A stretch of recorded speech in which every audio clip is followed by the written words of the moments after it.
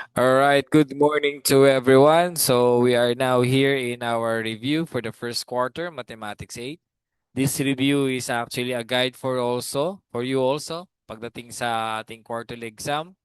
And I hope you enjoy this one. Kung may mga lessons na parang confusing, all you have to do is just to listen again so that ma-understand kagad ninyo. I encourage everybody to please use your pen and ball pen so that you can comprise and you can solve also the same time para mahibawaan ninyo kung paano talaga gawin ang mga problems na to. Okay, without further ado, let's begin. Okay. So the first problem is which of the following refers to the number that appears most frequently in datasets? So pag pinag-usapan natin yung frequently datasets, we are referring now to the central tendency. I guess this one is being discussed to you in way back grade 7. So pag sinabi mo most frequently appear most, so appear siya, so marami siyang ano. Actually, maraming means and ways sa central tendency, meron tayong tatlo. The first one is the mean, the second one is the median, the third is the mode. So pag sinabi na natin mean, this is more on some of the data values being divided by a number para makita natin yung tinatawag nating the point or balance point of distribution. The next one is we have the median. Pag sinabi nating median, this is the middle position once the data has been organized. So pag in-organize natin from highest to lowest and lowest to highest, kung ano yung nasa gitna, yun ang median. And pag sinabi nating mode, this is the value that appears most frequently in the set of data. But the given question is, which of the following refers to the number that appears most? So no other than this is actually mode. Okay? Next one. Which of the following is an algebraic expression for 5 more than twice a number x? So dito, usually maraming mga conceptions na ano bang dapat natin gawin pag nakakita tayo ng ganitong problem. The first thing is, try to analyze the 5 more than twice a number. So yung 5 natin, matik yan yung nasa mga last part. Okay? Pag sinabing more than, that is addition, and then twice a number, yan yung 2x. So may mga nakikita ko, even though pwede naman, 5 plus 2x. Pero kasi in a proper way of writing this one is kung ano yung mga nasa una, yun yung nasa likuran. Okay? So next one. What is the result when you add 4x and 3x? So here we are referring to the results. So simple lang. Since kung medyo nalilito kayo, parati kasing x, di ba? You let x equal to bag. So imagine na lang that if you have 4 bags plus 3 bags, therefore you have 7 bags. Okay? So meaning, ang correct answer natin is 7 bags. Now, let's put bag is equal to x kasi nga let x is equal to bag. So bag is equal to x. So therefore, our answer is 7x. Okay? So yan lang yung ganyan lang kasimple yan when you are actually adding the same variables. Okay? So what is the result of 3x, 2x plus 4? So here, you try first to analyze this one. Okay? If you notice na pag meron tayong monomial and then being multiplied by a quantity and then sa quantity meron tayong two terms, matik yan, this is a distributive setup. Okay? So pag ganyan, you have to distribute 3x o 2x. So meron na tayo dyan 3x multiplied by 2x and 3x multiplied by 4. Therefore, meron tayong 3x multiplied by 4. Now, the next thing you do is that you multiply the numerical coefficient and then you also add the exponential of the variable. So paano yun? Yung 3 natin times 2, that is 6. You notice this is x 1 plus 1. Bakit 1 plus 1? Kasi there are 2x being multiply. Okay? And then 3 multiplied by 4, that is 12. So the correct answer here is 6x squared plus 12x. Okay? Madali lang naman siya. Next, what is the square of binomial x plus 3 squared? This is actually, tinuro ko na to, maraming pattern. You can use the FOIL method, you can use my method the same time na kung saan more on ano lang. Pero for the sake of review, I'm using my technique in order for us to find the square of binomial. By simply using this pattern, notice x squared, saan galing yan? Dito sa x and then sa squared. And then plus 2 multiply by 3x, ang galing ang 2 sa exponent. Yung 3, dinikit ko lang sa x. And then plus natin by 3 squared. So all in all, yung 3 natin nandun, yung 2 natin nandiyan dyan. So all in all, this is now equal to x squared plus 6x plus 9. So this is the correct answer when you are looking for the square binomial of x plus 3 squared. Now, which of the following is the correct factorization of x squared minus 9? So actually, again, another ano na rin to, no? You can use the book, you can use the YouTube kung may mga napapanood ka ng YouTube, pero you can use also my technique. So this is now equal to x squared minus 9. Notice how I factored this one out, all right? First is gumawa ako ng dalawang parentheses, okay? That's the first term, that's the first thing you should do. Then next, look on the first term. The first term is x squared. So notice, ginawa ko xx. Yan galing si x squared. Kasi if I multiply x multiply the x, the result is x squared. Then, take note of this. Negative tayo. So what will be the sign? The sign ko niyan is positive, negative. Yan yung comprise of negative. Why? Because if I going to multiply positive multiply by negative, the response is always negative. Okay, multiplication to ha. Dito kung even division, if we divide the unlike sign, the correct response also will be a subtraction or a minus sign. Okay? So I hope that's clear. Then 9 natin is a factor. So ano ba yung factor na 9? Factor of 9 is 3. So pag minultiply mo 3 sa itself, 3 times 3, the result is always 9. So the correct answer natin dito is x plus 3 multiplied by x minus 3. Next, which expression is equivalent to 4x over 2? Dito, kung i-analyze mo, yung 4 tsaka 2 are actually somewhat related because of the number 2. We can divide 2 by 2 by itself. We can divide 4 by 2 also. So, paano nangyari? So, pwede natin ganito ang setup. Then, try to cancel out na. So, magiging sagot mo na lang dyan is 2x. Sir, bakit yung x hindi nagalaw? Kasi wala naman siyang katulad, wala naman siyang kamukha sa denominator natin. Only soul lang siya. So, pag ganyan na scenario, you have to attach lang. Okay?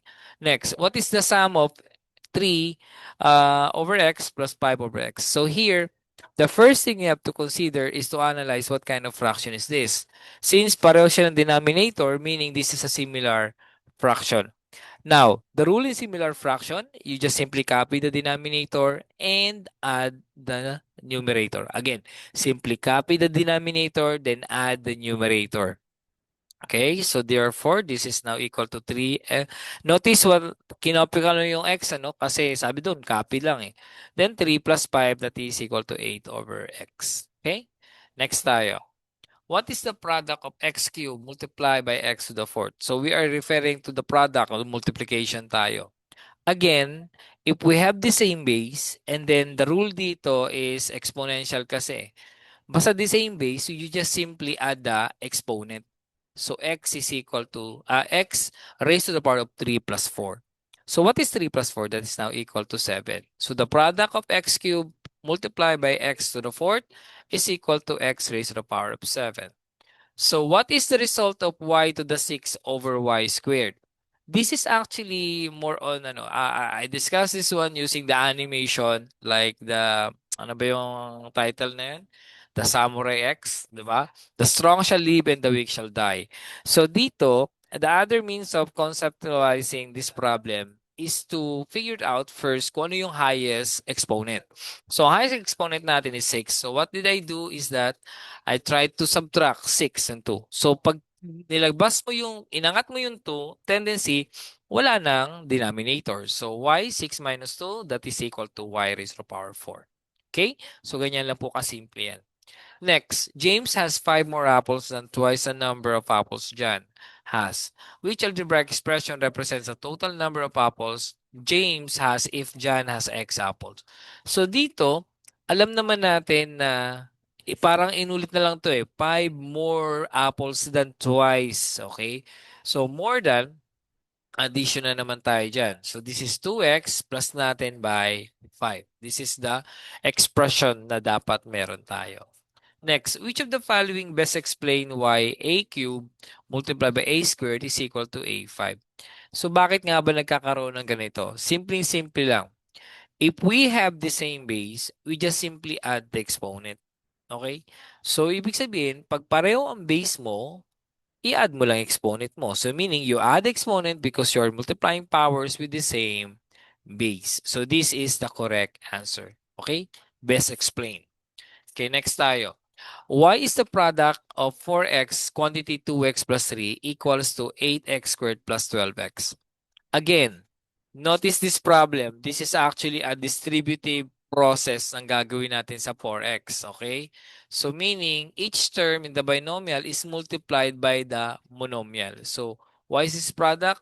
Kasi, because of distributive, 4x distribute sa 2x, sa 3, kaya siya nagkaroon ng 8x squared plus 12. So, beginning, ang each term ng binomial natin, which is 2x plus 3, is being multiplied by a monomial which is equal to 4x. Okay? Next, which special products pattern is used in x, quantity x plus 5 raised to the power of 2? Okay? Is equal to x squared plus 10x plus 25. So, which special product pattern? This is, obviously, square of a binomial. Ganun lang kasi yan, square of binomial. Next, which polynomial is equivalent to the product of x plus 7 and x minus 7?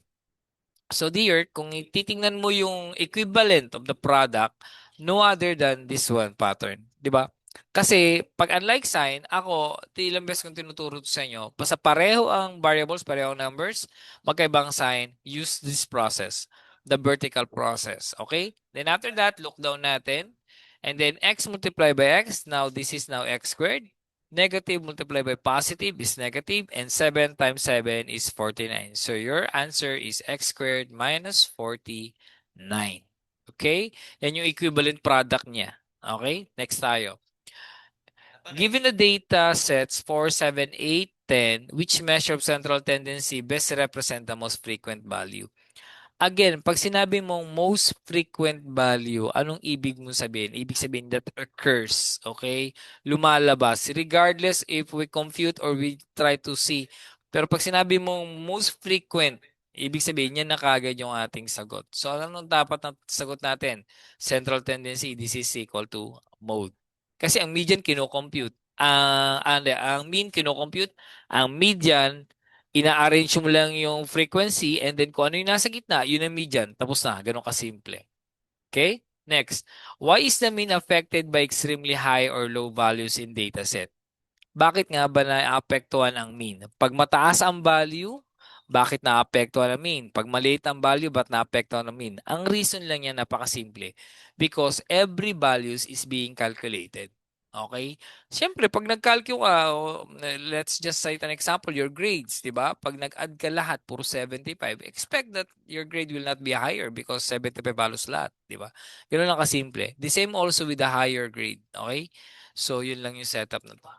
Next, if the mean score of a class is a math test is 85, what does this suggest about the class performance? Marami nagsasabi, pag ganito daw ang setup, always remember, ito parating yung tatandaan. Pag lahat o yung mean score niyan, pag pinag-usapan na kasi natin ang mean, it means it's a combination of different grades being add and then divide for how many population or how many students are there in a certain class. Pag sinabi mong 85 ka, ang ibig sabihin niyan is that the average score of the class is 85. Ibig sabihin niyan yung average ninyo. Okay? Kasi pag sinabi nating mean, that is comprised with an average value kagad. Next, a teacher finds that the mode of her class scores is 75. What can she conclude? Ito naman, marami siyang nakita naka-75 sa klase niya. So, anong ibig sabihin nun? Ang ibig sabihin nun is that most of the students scored 75. Okay? So, pag mode, ibig sabihin, maraming lumabas sa 75. So, ang ibig sabihin nun, maraming estudyante dyan sa klase na yan nakakuha ng 75. Okay? I hope that is clear. Okay? Next. Which explanation justifies the result of 3x plus 5x is equal to 8x? The correct answer for this is the coefficient are added because the variables are the same. Always remember, the same. So, since pareho silang x, meaning you can add the numerical coefficient. Pero pag nagbaliktad yan, for example, x and then y, you can never ever multiply it. Why? Kasi hindi sila magkapareho ng variables. This is only applicable on addition and subtraction of a certain monomials or binomials or polynomials. Okay? Next, why can't you simplify 4x plus 7y by adding the terms? Okay? Bakit hindi natin nakita? Ito parang kung nakinig ka sa explanation ko ng first problem, this will actually answer your questions. Why? Kasi hindi sila magkapareho ng variables. At it's a big no-no for you to add this kasi nga magkaiba sila ng variables. Okay? Bakit yung doon nag-add tayo? Because pareho sila ng variables. Dito, magkaiba sila ng variables. Okay? Try to take note of that. Next. Which of the following best explains the simplification of 6x over 3? So how are we going to simplify this? Okay. The first thing we have to consider is this. You try to find the numerical coefficient. Yung 6 natin and then 3 natin. So, alam muna ako anong gagawin pag 6. You try to find out whether or not this is being factorable by a certain number. So, here the correct answer is you divide coefficient and keep the variable. It's a big no-no for you to take out of the variable. Why? Kasi wala naman siyang variable sa baba. Pero kung may variable siya sa baba, that's the time that you can do something about the variables. Okay? Next. Why is x squared over x is equal to x? The clear explanation to this is based on the exponential na meron tayo. Because you subtract the exponent of 2 minus 1. Bakit? Kasi yung a variable that has no exponent, matik yan na merong 1 exponential yan. So meaning 2 is greater than 1. So kailangan sumunod si 1 kay 2. So that is 2 minus 1. Okay? So that's it. So what is the following is the correct expansion. Ito pag sinabing expansion, we try to what? Multiply this one. We have to expand. So what is x plus 6 raised to the power of 2? Okay? So when we are referring to this, simple lang. Yung pattern na meron tayo. Okay? X squared natin, tsaka squared. Okay, nandiyan dyan. Yung plus natin, that is 2. Yung 6, yung x. And then plus natin ulit. And then 6 and then 2. Then try to put the square of that, meaning alam na natin ang sagot. That is x squared plus 12x plus 36. Okay? Next. What is the product of 3x minus 2? Quantity 3x plus 2. Again, napakasimple lang ng tanong na yan. Vertical process tayo. Look down process. So this now equal to 9x squared. Negative multiplied by positive is negative. 2 times 2 is equal now to 4. So this is 9x squared minus 4 is the correct answer. Now, which is the complete factorization of the polynomial 2x squared minus 16? So, simple lang to. Complete factorization, di ba? So, dalawang quantity gawin natin. Look on the first term is x squared. Alam natin it's comprised of both x. Okay? And then yung negative sign natin, alam natin that's comprised of positive and negative. And the square root of 16 is we all know that is equal to 4. Oh, so this is the complete factorization niya. X, quantity x plus 4 multiplied by the quantity x minus 4. Next, a rectangular garden has length of x plus 5 meters and a width of x minus 5 meter. What is the area of the garden in a factored form? Pag sinabi mong factored form, naka-factor siya. So, anong tamang sagot natin dyan? This is actually look down process. Therefore, do you have x squared, positive, negative, and then this is now is 25. This is now your area. Okay? Ito yung area natin pagdating sa factored form nito. Okay? Next. What is the simplified form of 2x over nothing x squared minus 9 plus 3x over nothing x squared minus 9? This problem is, we all know, this is actually similar fraction. So, anong ginagawa pag similar fraction? We just simply copy the denominator. Okay? Simply copy, then add the numerator. Since 2x plus 3x, therefore, this is now equal to 5x over natin kay 2x squared minus 9. Okay? Next. Solve the equation. X over 4 is equal to 6 over 8. Pag ganito ang problem that being raised, and then you see the equal sign, you can cross-multiply this. Okay? You can cross. But here, what is the value of x? We are looking for the value of x. Simple lang yan. Multiply lang natin yung 4 sa 6. Therefore, you have x is equal to 6 multiplied by 4 over 8. And therefore, this is 24 over 8. Pag dinivide mo yan, this is now equal to 3. So the correct answer, the value of x now is equal to 3. Okay, next. Ben has three fewer than twice the number of books as Anna. Which of the following best analyzed expression that models a number of books Ben has if Anna has X books? This is actually, ano lang, 3, di ba? Fewer than, that is subtract. And then twice the number of books, that is 2x. So this is 2x minus 3. Okay? Next, which explanation best describe why a to the fifth multiplied by a squared is equal to a cubed? Again, naulit lang to. Because of the same, the exponent are subtracted. Okay? Bakit siya subtracted? Kasi division pala to. Sorry, that's not multiply, division. Since the bases are the same. Actually, pareho lang sila ng multiplication if you try to analyze. Yun nga lang dito, sa multiplication kasi we add eh. Dito, we subtract pag division. Okay? Next, which of the following step is correct in simplifying 3x over x squared minus 9, and then you have 2x over natin kay x squared minus 9. Actually, this is the same similar fraction. We simply combine the numerator and keep the common denominator. So, ang answer natin is 5x over x squared minus 9. Next, which of the following best describe the correct steps in solving? Okay? So, ang best step dito, since equal sign yan, is cross multiply to get 4x is equal to 6. Okay po, tandaan nyo yan ha. Next, what is the next term in the sequence 3, 7, 11, and 15? And which rule explains the pattern? Analyze muna natin. 3 to 7, ilan kaya ang difference niyan? 7 to 11, 15 and 11. You try to subtract the second term to the first term. For example, 7 minus 3, 4. 11 minus 7, 4 pa rin. 15 minus 11, 4 pa rin. So, add 4 each time as you go along with the sequence. 'Di ba? So kung 15 yan, pag pinalas natin kay 4, 19 ang sunod na sequence na meron tayo. Okay? Next. A class had found following scores of 10 item quiz, 3, 5. Okay, ito yung mga scores na 3, 5, 5, 6, 7, 7, 7, 8, 10. Based on the data, which conclusion is most appropriate? Is it mean? Is it mode? Is it median? Pagdating dito and you want to have a precise answer, you use the mean.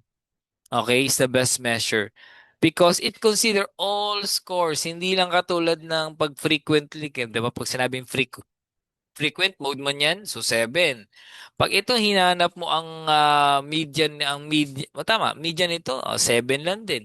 Pero mas maganda pag ginamit mo yung mean kasi yung 3 natin is may boses siya pagdating sa mean or sa average of a class. Okay? Kaya best talaga ang mean. Next, the most appropriate factorization of the polynomial 4x squared minus 25. Oh, this is actually factorization na naman. Okay, dalawang parenthesis. Take of the first term. Alam natin ang 4x squared galing sa 2x na dalawa. Pag minultiply mo, 4x squared. And next, the middle term, which is the sign. Since subtraction yan, positive and negative ang corresponds yan. And the square root of 25, this is equal now to 5. So the correct answer or the most appropriate factorization, pagdating sa 4x squared minus 25 is 2x plus 5 multiplied by 2x minus 5. Okay? Next, consider the sequence 2, 4, 8, 16, and 32. Which of the following rules best explain how the terms are generated? If you try to look on 2, 4, 8, what comes into your mind? Di ba? Pag 2, multiply mo by 2, 4. 4 multiply mo by 2, 8. 8 multiply by 2, 16. 16 multiply by 32 is 32. Kaya best dito is multiply the previous term by 2. So what will be the sequence after 32? The multiply mo by 2. The correct answer is 60 and 4. Alright? Next tayo. This will be the last. Which rule most appropriately describes the pattern in the sequence 5, 10, 17, 26, 37? Dito, para malaman mo kung ano yung best sequence, you try to work with 5 and 10. 10 and 17, 26 and 17, 37 and 26. Kasi makakakita ka ng pattern dyan eh.